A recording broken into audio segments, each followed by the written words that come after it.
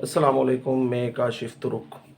دیکھیں، خواہش کا پیدا ہونا یا خواہش کا جنم لینا یا خواہش کرنا یہ ایک فطری عمل ہوتا ہے،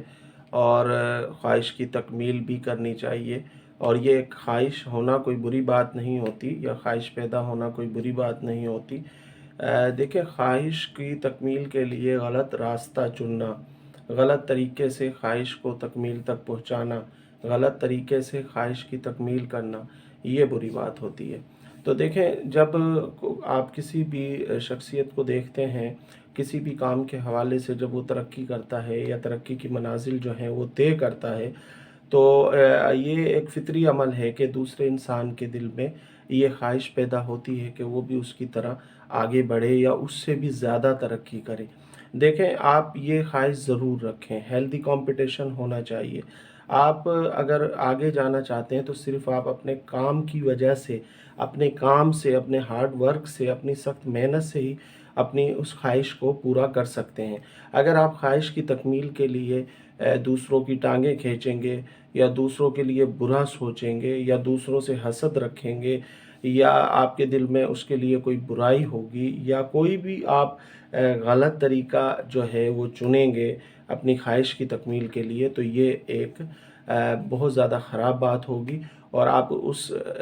ایسی خواہش کی تکمیل کے لیے ایسا کام کرنے سے اچھا ہے کہ آپ اس خواہش کی تکمیل نہ کریں۔ اور اگر آپ ایسے ہی آگے بڑھنا چاہتے ہیں دوسروں کی ٹانگیں کھینچ کے، تو پھر آپ کبھی بھی اپنی خواہش کو پورا نہیں کر سکتے۔ اگر کر بھی لیں گے تو آپ کو وہ سکون، وہ اطمینان نہیں ملے گا، اور نہ آپ وہ نام و ترقی پا سکیں گے۔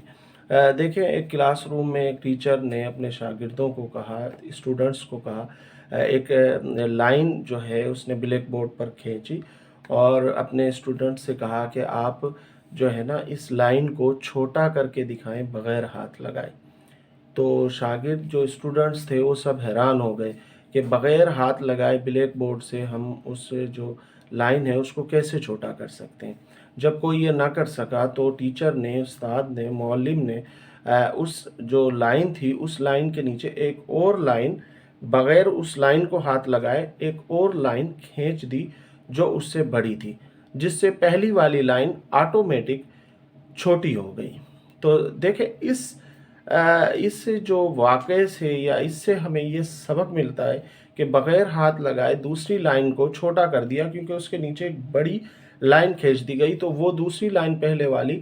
وہ آٹومیٹک چھوٹی ہو گئی۔ تو اس سے ہمیں یہی سبق ملتا ہے کہ اگر ہمیں آگے بڑھنا ہے، کہ بجائے ہم دوسروں سے حسد رکھیں، دوسروں کی ٹانگیں کھینچیں، دوسروں کے لیے برا سوچیں، دوسروں کی جڑیں کاٹیں، اس سے اچھا ہے کہ ہم اپنا ایک الگ مقام بنائیں، ہم خود محنت کریں، سخت محنت کریں، اور ہم اپنے ایک الگ مقام بنا کر ہم اس جس سے ہمیں جو ہمیں کرنا ہے ہم اس میں اپنا ایک الگ مقام بنا کر آگے جا سکتے ہیں اور زیادہ ترقی کر سکتے ہیں۔ جو شخص آپ کے رول ماڈل ہیں آپ ان سے بھی آگے جا سکتے ہیں، شرط یہ ہے کہ صرف اپنا کام کر کے، اپنی محنت کر کے تو آپ آگے بڑھیں، نہ کہ دوسروں کے لیے برا سوچ کر۔ شکریہ، اللہ حافظ۔